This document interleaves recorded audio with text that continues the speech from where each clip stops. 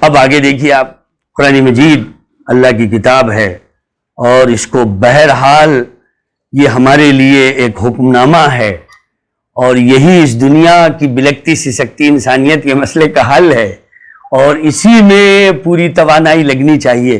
وَكَذَلِكَ أَنزَلْنَاهُ حُكْمًا عَرَبِيًّا وَلَئِنِ اتَّبَعْتَ أَهْوَاءَهُمْ بَعْدَ مَا جَاءَكَ مِنَ الْعِلْمِ مَا لَكَ مِنَ اللَّهِ مِن وَلِيٍّ وَلَا نَصِيرٍ۔ اور اسی طرح ہم نے اس قرآن کو عربی زبان میں ایک حکم نامہ بنا کر نازل کیا ہے۔ جی، سنت اللہ اور عادت اللہ یہ ہے کہ اللہ تعالیٰ نے تمام نبیوں میں اکثر باتیں قدر مشترک رکھی ہیں، لیکن کچھ جزوی باتیں جو حالات و زمانے کے لحاظ سے تھیں وہ ہر نبی کو الگ الگ بھی دی گئی ہیں۔ توحید، رسالت اور معاد کا فنڈا تو ہر نبی کے ہاں قدر مشترک ہے، اس میں کہیں کوئی اختلاف نہیں۔ ہاں، زندگی گزارنے کا طریقہ، حلال و حرام، اس طرح کی کچھ چیزوں میں بعض نبیوں کے ہاں کچھ اختلاف ہوا ہے۔ کچھ چیزیں تورات میں ہیں جو انجیل میں نہیں ہیں، کچھ چیزیں انجیل میں ہیں جو تورات میں نہیں ہیں، پچھلے آسمانی کتابوں میں بھی فرق ہے۔ لیکن قرآن جو ہے ابھی بالکل نیا ایڈیشن ہے، اس میں تمام مذاہب کا خلاصہ اور بالکل آخری یعنی کامیابی کی آخری باتیں ہیں اس میں۔ یہ حکم نامہ بالکل قول فیصل ہے، اب اس کے علاوہ کچھ نہیں، کیونکہ جو خامی تھی تورات میں وہ قرآن میں پوری کر دی گئی، جو خامی تھی انجیل میں وہ اب قرآن میں پوری کر دی گئی۔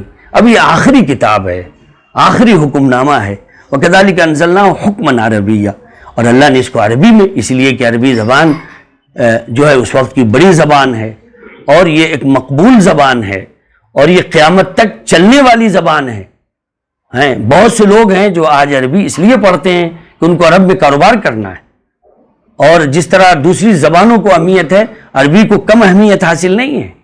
اللہ تعالیٰ نے اس کو ایک غلبہ عطا فرمایا، اور قرآن مجید کے بعد آیتوں میں کفار قریش کو یہ مژدہ بھی سنایا کہ اللہ تعالیٰ نے تمہیں وہ زبان دی ہے جو زبان ایک اچھی زبان ہے، فصاحت و بلاغت کے لحاظ سے بھی، اور دنیا میں رواج پانے والی زبانوں میں بھی ہیں۔ تو وہ وَكَذَلِكَ أَنزَلْنَاهُ حُكْمًا عَرَبِيًّا، اور اسی طرح ہم نے اس قرآن کو عربی زبان میں کوئی حکم نامہ بنا کر نازل کیا ہے۔ اب اسی پر عمل ہوگا، یہی جو ہے آخری قیامت تک کے انسانوں کا لاہ عمل ہوگا، اس کے علاوہ کوئی چیز نہیں ہوگی۔ لیکن بڑے افسوس کی بات ہے کہ جو اہل قرآن تھے اب وہ دوسرے لوگوں کو اپنے ہاں جو ہے دسترس دے رہے ہیں، اور بڑے افسوس کی بات ہے، اور یقیناً یہ علامات قیامت ہے، یا یہ ہے کہ ان کی بدبختی کو اللہ تعالیٰ ان پر منتج کر رہا ہے کہ وہ دوسری چیزوں کو بھی اب بڑھاوا دے رہے ہیں، اور قرآنی تعلیمات کو استغفر اللہ کہتے ہوئے اچھا نہیں لگتا ہے کہ وہ تھوڑا سا اس کو سائیڈ لائن کر رہے ہیں۔ ابھی میں خبر پڑھ رہا تھا تو پتہ چلا کہ سعودی عربیہ میں مثال کے طور پر وہ علماء جو قرآن کی بہت باتیں کرتے ہیں، جو پورا فلسفہ قرآن کا پیش کرتے ہیں، ان کو یا تو خاموش کیا جا رہا ہے یا انہیں جیلوں میں ٹھوسا جا رہا ہے، کیونکہ ظاہر ہے وہ بے حیائی، وہ بے شرمی اور وہ برائیاں جو وہاں پہ اس وقت عام ہو رہی ہیں، اس کے خلاف اب کسی کو بولنے اور روک تھام کرنے کی اجازت نہیں ہے۔ ظاہر ہے وہ کہاں سے بیان کرتے ہیں؟ کس نے بے حیائی کو منع کیا؟ بے حیائی کو تو قرآن نے منع کیا ہے، برائی کو تو قرآن نے منع کیا ہے۔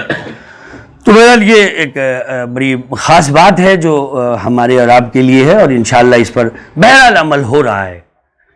دنیا میں اگر کچھ لوگ دنیا طلبی کی وجہ سے اور شہوات دنیا کی وجہ سے دوسری کلچر اور دوسری کتابوں کو وہ کچھ فروغ دینا چاہ رہے ہیں یا اہمیت دینا چاہ رہے ہیں، ان کے لیے عبادت خانے بنا رہے ہیں، ابھی بڑے افسوس کی بات ہے کہ عبادت خانے ان کے لیے بنا رہے ہیں اور انہیں سارے مواقع دے رہے ہیں، انہیں سیکورٹی دے رہے ہیں، تو یہ بہت بڑی ان کی قرآن مجید سے بغاوت ہے۔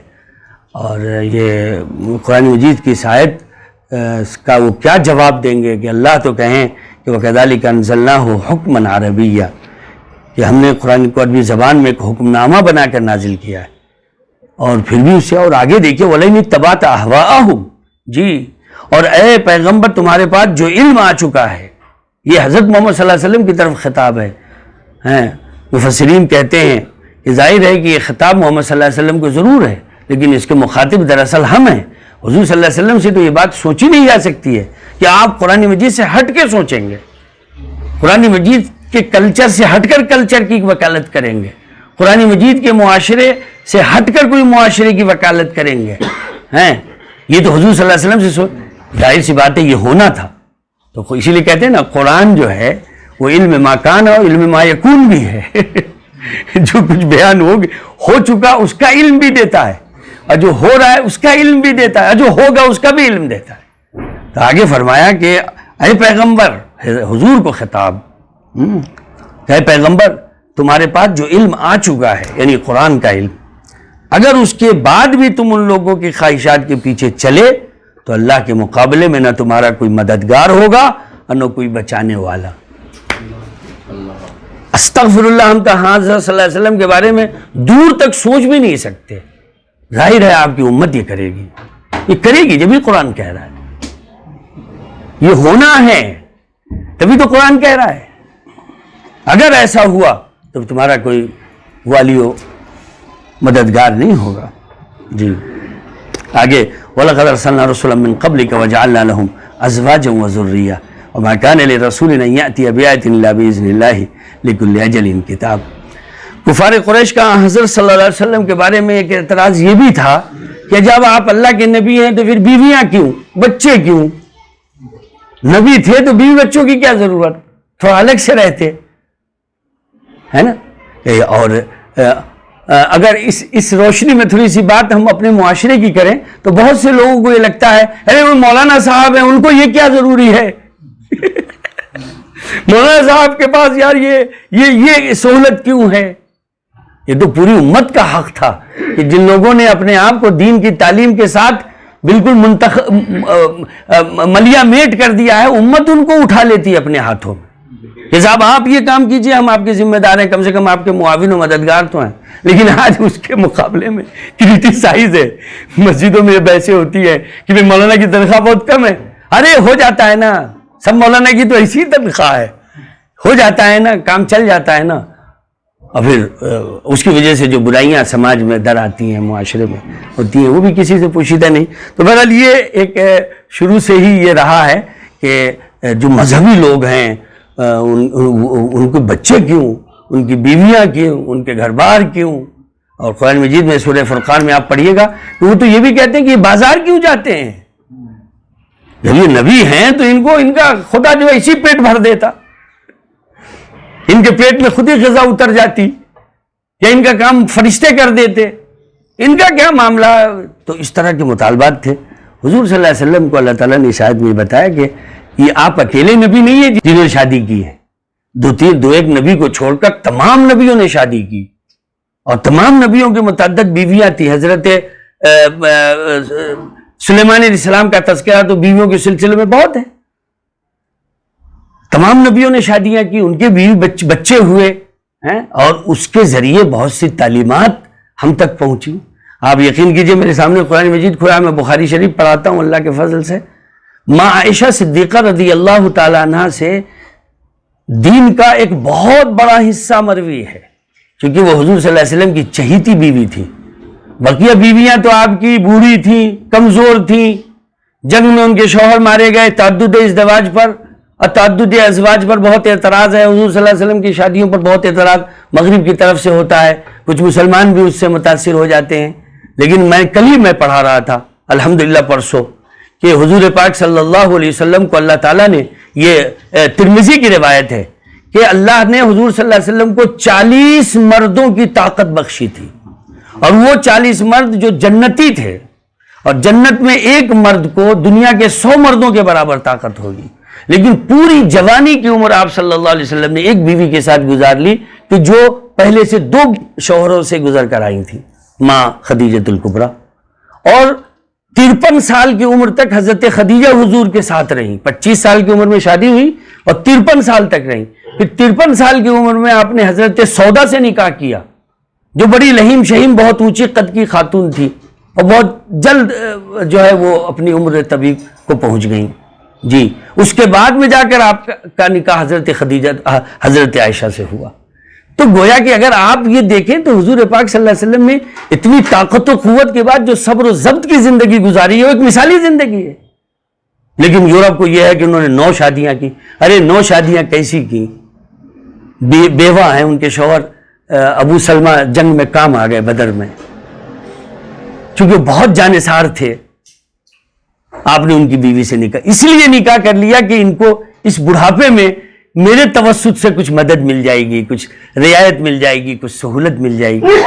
پھر بعض خواتین نے صرف آپ کی بیوی کے صف میں شامل ہونے کے لیے نکاح کیا، ان کی کوئی نفسانی خواہشات ایسی کوئی چیز نہیں تھی، نہ آپ میں تھی نہ دوسری طرف تھی، ایک حد خد۔ اب حضرت عائشہ صدیقہ رضی اللہ تعالیٰ عنہ آپ کو عمر کے اس حصے میں ملتی ہیں جو نبوت کا بھی اور آپ کی عمر کا بھی آخری دور ہے۔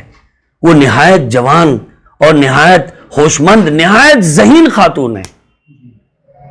ایسے ایسے موقع پر سوالات ان سے مروی ہیں کہ انہوں نے حضور سے بعض مسئلوں کو حل کیا، اور بعض مسئلے جو ہیں وہ ان کے ذریعے حل ہوئے، اور پھر بعد میں حضرت ابو بکر نے، حضرت عمر فاروق نے، حضرت عثمان غنی نے، حضرت علی کرم اللہ وجہ نے بعض ایسے مسئلوں میں کہ اختلاف ہو گیا صحابہ کے بیچ کہ اب کیا کیا جائے، اس مسئلے میں کیا رائے بنے۔ کچھ چیزیں تو ایسی کل ہی میں نے اتفاق سے پڑھائی ہے، میں آپ کے سامنے، بچے بھی یہاں پہ بیٹھے ذکر نہیں کر سکتے، تو اس موقع پر حضرت عائشہ سے رجوع ہوئے کہ ماں اب میں صحابہ میں دیکھ رہا ہوں کہ بہت اختلاف ہے، لیکن آپ ہی بتائیے کہ اس سلسلے میں قول فیصل کیا ہوگا۔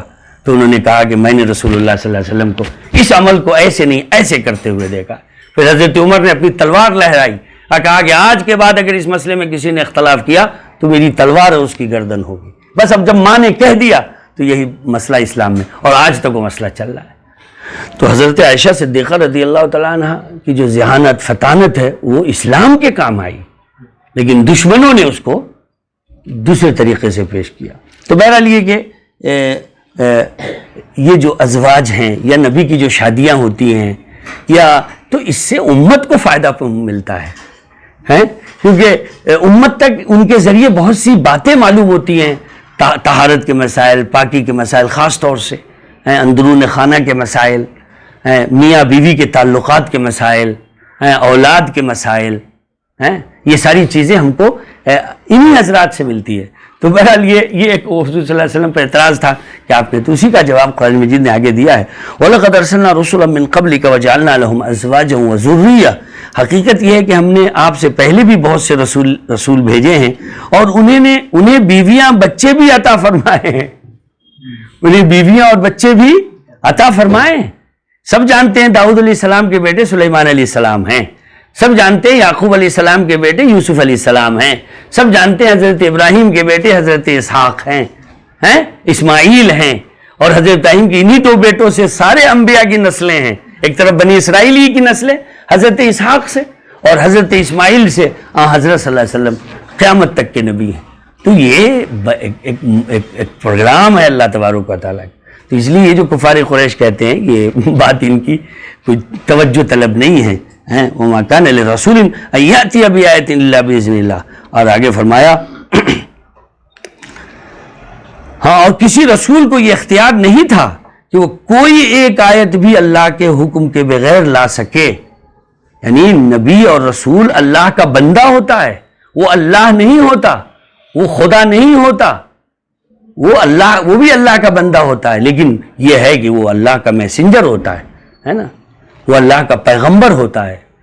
اللہ تبارک و تعالیٰ انہیں اپنا زمین پہ اپنا نائب بناتا ہے، اپنی باتیں اس سے کرتا ہے، اور پھر اس کے ذریعے امت تک پہنچتی ہے۔ لیکن یہ کہ وہ اپنے مرضی سے کوئی آیت لیا ہے، چونکہ ان کا یہ بھی بڑا، پچھلے ہفتے آپ نے پڑھا ہے کہ صاحب مکہ ایسا ہو جاتا کہ بالکل مکہ وادیوں سے بھر جاتا، اور یہاں خوبصورت وادیاں ہوتی، اور یہاں جو ہے لہلہاتے ہوئے کیا کہتے ہیں کہ پارک ہوتے، اور یہاں سے جو ہے ندی اور نالے بہتے، اور یہاں جو ہے یہ ہوتا اور وہ ہوتا۔ جب آپ نبی ہیں تو ایسا کر لیں۔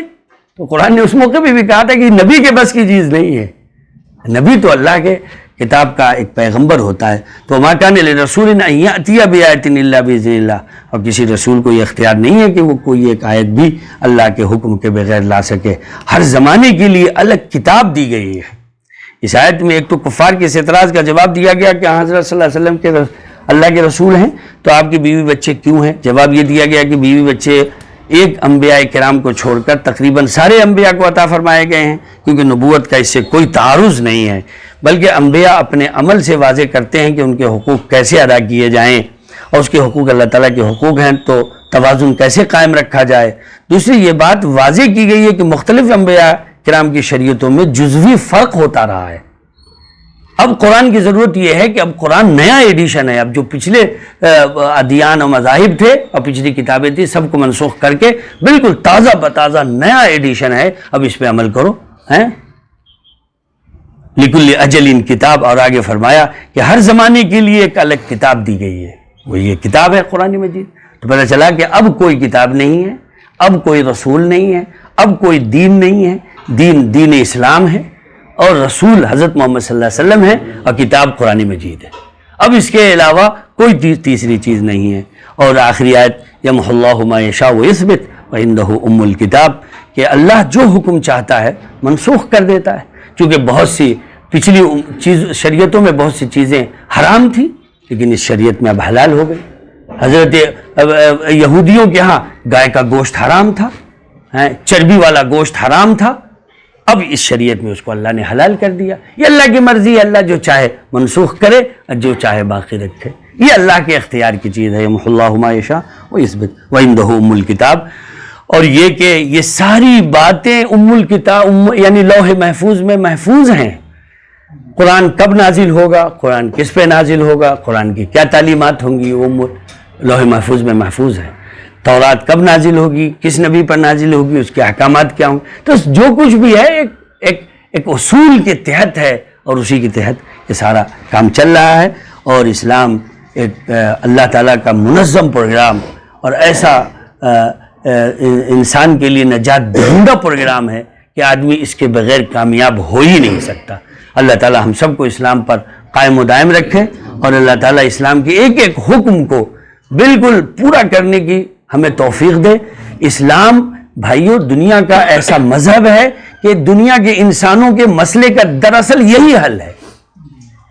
خدا کی قسم، امریکہ کا حل قرآن ہے، یورپ کا حل قرآن ہے، ہمارے ملک کا حل قرآن ہے۔ یہ جو آج طرح طرح کی چیزیں ہمارے سامنے آ رہی ہیں، یہ اس کا ایک ہی حل ہے کہ قرآن نافذ ہو جائے، قرآن پر عمل ہو، اس لیے کہ یہ سب سے زیادہ انسانیت، اس کا قرآن کا موضوع انسان ہے۔